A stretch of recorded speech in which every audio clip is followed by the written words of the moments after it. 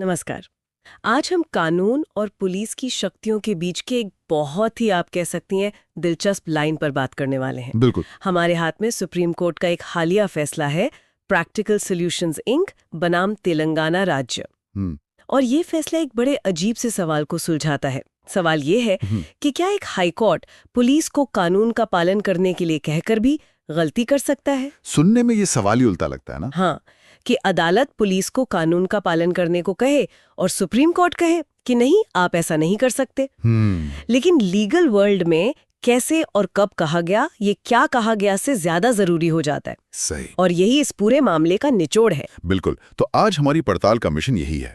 हम समझेंगे कि जब तेलंगाना हाईकोर्ट ने एक एफआईआर रद्द करने से तो मना कर दिया, लेकिन साथ ही पुलिस को सीआरपीसी की धारा 41A का पालन करने का निर्देश दे दिया, तो सुप्रीम कोर्ट ने उसे क्यों पलट दिया?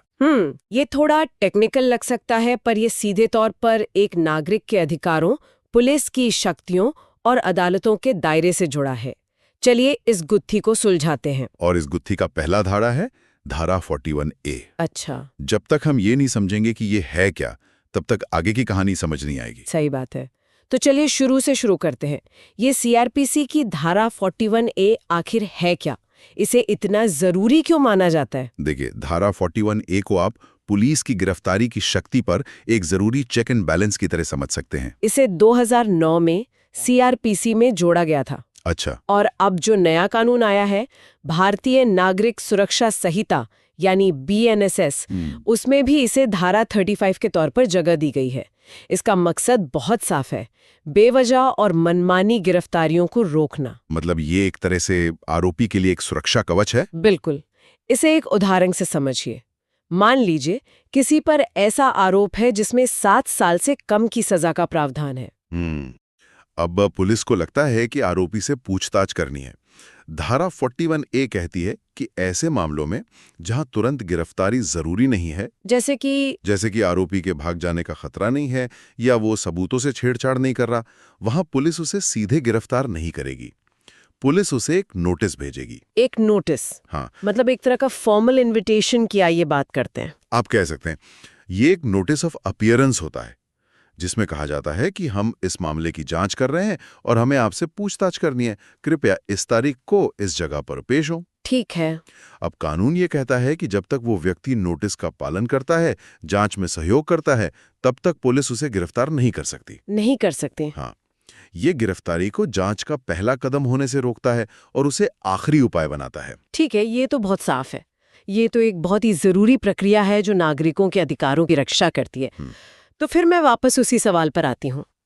तेलंगाना हाईकोर्ट ने तो बस यही कहा था कि पुलिस इस प्रक्रिया का पालन करे। इसमें दिक्कत क्या थी? ये तो ऐसा है जैसे कोर्ट कह रहा हो कि ट्रैफिक रूल्स फॉलो करो। इसमें गलत क्या हो सकता है? यहीं पर मामला लीगली इंटरेस्टिंग हो जाता है। हुआ ये कि कुछ लोगों पर एक एफआईआर दर्ज हुई। वो लोग इस एफआईआर को रद्द करवाने के लिए सीआरपीसी की धारा 482 के तहत तेलंगाना हाईकोर्ट गए।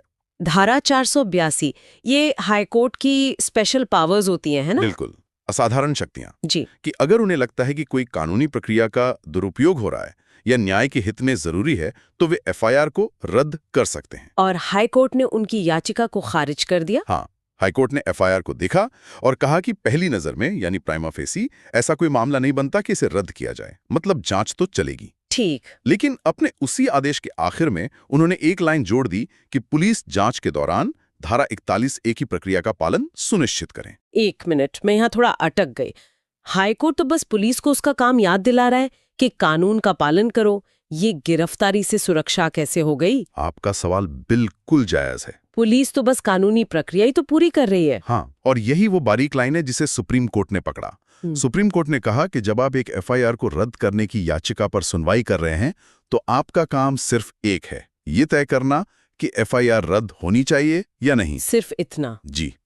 जब हाईकोर्ट ने यह तय कर लिया कि एफआईआर रद्द करने लायक नहीं है, तो उनका काम वहां खत्म हो गया। अच्छा। अब सोचिए 41A का पालन करने का निर्देश देने का नतीजा क्या होता है। नतीजा ये होता है कि आरोपी को एक तरह की, आप कह सकते हैं, अंतरिम सुरक्षा मिल जाती है कि जब तक वो सहयोग करेगा उसे गिरफ्तार नहीं किया जाएगा। सुप्रीम कोर्ट ने कहा है कि ये एक तरह की इंटरिम रिलीफ या नो कोर्सिव स्टेप्स का आदेश है जो आप पिछले दरवाजे से दे रहे हैं। ओह, तो ये बैकडोर से राहत देने जैसा हो गया।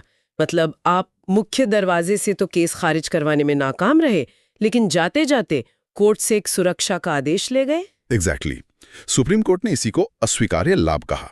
जस्टिस जेवी पारदीवाला और जस्टिस सतीश चंद्र शर्मा की बेंच ने बहुत साफ कहा कि इस तरह की अंतरिम राहत, जैसे जांच पर रोक या गिरफ्तारी से सुरक्षा, हाँ, ये सिर्फ और सिर्फ उन असाधारण मामलों में दी जा सकती है जहां हाईकोर्ट को पहली नजर में लगता है कि एफआईआर में कोई दम नहीं है और ये सरासर कानून का मजाक है। लेकिन यहाँ तो मामला उल्टा था। बिल्कुल उल्टा था। हाईकोर्ट ने खुद माना कि एफआईआर में जांच की जरूरत है और फिर उसी सांस में आरोपी को एक तरह की सुरक्षा भी दे दी। ये एक दूसरे के विरोधाभासी हैं। और मुझे लगता है कि सुप्रीम कोर्ट ने इस पर पहले भी अपना रुख साफ किया है। आपने निहारिका इंफ्रास्ट्रक्चर मामले का जिक्र किया था, वो क्या था? ऐसा लगता है कि वो इस पूरे फैसले की नींव है। बिल्कुल। निहारिका इंफ्रास्ट्रक्चर प्राइवेट लिमिटेड बनाम महाराष्ट्र राज्य का 2021 का फैसला इस मामले में एक मील का पत्थर है। उस केस में सुप्रीम कोर्ट ने धारा 482 की शक्तियों के इस्तेमाल को लेकर बहुत कड़े और स्पष्ट दिशा निर्देश दिए थे। क्या थे वो दिशा निर्देश? कोर्ट ने कहा था कि हाई कोर्ट को एफआईआर की जांच में बेवजह दखल नहीं देना चाहिए। जांच करना पुलिस का वैधानिक अधिकार है। तो निहारिका केस में कोर्ट ने अंतरिम राहत देने पर कोई रोक लगाई थी? रोक नहीं, बल्कि एक अनुशासन कायम किया था। निहारिका फैसले में 2 बड़ी बातें कही गईं। पहली कि नो कोएर्सिव स्टेप्स, यानी कोई कठोर कार्रवाई न हो, जैसे आदेश बहुत ही असाधारण मामलों में दिए जाने चाहिए, रूटीन में नहीं। और दूसरी, जो सबसे ज्यादा जरूरी है, कि अगर हाईकोर्ट ऐसा कोई आदेश देता भी है तो उसे लिखित में कारण बताने होंगे। हाँ, उसे अपने आदेश में यह समझाना होगा कि यह मामला इतना असाधारण क्यों है कि इसमें पुलिस की जांच के बीच में दखल देना पड़ रहा है। तो सुप्रीम कोर्ट का कहना है कि तेलंगाना हाई कोर्ट ने प्रैक्टिकल सॉल्यूशंस केस में ऐसा कोई कारण नहीं बताया, उन्होंने बस एक सामान्य सा निर्देश दे दिया। जी हाँ, उन्होंने कोई कारण नहीं बताया कि इस केस में 41A का पालन करने का विशेष निर्देश देने की क्या जरूरत थी, जबकि ये तो कानून में पहले से ही लिखा है। तो ये तो निहारिका के नियमों का उल्लंघन हो गया। सीधा उल्लंघन। सुप्रीम कोर्ट कह रहा है कि हमने इस पर नियम कानून की एक पूरी किताब पहले ही लिख दी है, आप उसे नजरअंदाज नहीं कर सकते। ये तो बहुत बड़ी बात है, लेकिन इस मामले में एक और भी गड़बड़ी थी, जहां तक मुझे याद है। शिकायतकर्ता को लेकर कुछ हुआ था। हाँ, और ये न्याय के एक बहुत ही बुनियादी सिद्धांत से जुड़ा है। सुप्रीम कोर्ट ने पाया कि तेलंगाना हाईकोर्ट ने ये पूरा आदेश उस व्यक्ति को सुने बिना ही दे दिया जिसने वो एफआईआर दर्ज करवाई थी, यानी शिकायतकर्ता। क्या वो कोर्ट में मौजूद थे अपने वकील के साथ, लेकिन उन्हें अपनी बात रखने का मौका ही नहीं दिया गया। आप मजाक कर रहे हैं? जी। मतलब जिस इंसान ने शिकायत की उसी को नहीं सुना गया? नहीं सुना गया। ये तो न्याय के उस सिद्धांत का सीधा उल्लंघन है जिसे ऑडियो ऑल्टरम पार्टम कहते हैं, यानी दूसरे पक्ष को भी सुनो। ये तो मतलब कानून की पहली क्लास में पढ़ाया जाता है। बिल्कुल, ये नैसर्गिक न्याय मतलब नेचुरल जस्टिस का सबसे मूल स्तंभ है। आप किसी मामले में ऐसा कोई आदेश पारित नहीं कर सकते जिससे किसी एक पक्ष पर असर पड़े और उसे सुना ही ना जाए। सही। यहाँ एफआईआर रद्द करने की याचिका खारिज होना शिकायतकर्ता के लिए एक जीत थी, लेकिन साथ में 41A का निर्देश आरोपी के लिए एक राहत। इस राहत को देने से पहले शिकायतकर्ता को ये बताने का मौका तो मिलना चाहिए था कि क्यों ये राहत नहीं दी जानी चाहिए। हो सकता है वो बताते कि आरोपी सबूत मिटा सकता है या गवाहों को धमका सकता है, कुछ भी हो सकता है, पर उन्हें मौका ही नहीं मिला। सही बात है। और इसी आधार पर सुप्रीम कोर्ट ने मामले को वापस हाई कोर्ट भेज दिया। जी, कि पहले शिकायतकर्ता को ठीक से सुनो और फिर नए सिरे से फैसला करो। ये पूरी प्रक्रिया की निष्पक्षता पर एक बहुत जरूरी टिप्पणी थी। तो अगर हम इस पूरी चर्चा को समेटें तो इसके बड़े टेकअवेज क्या हैं? किसी आम इंसान या कानून के छात्र के लिए इसका मतलब क्या है?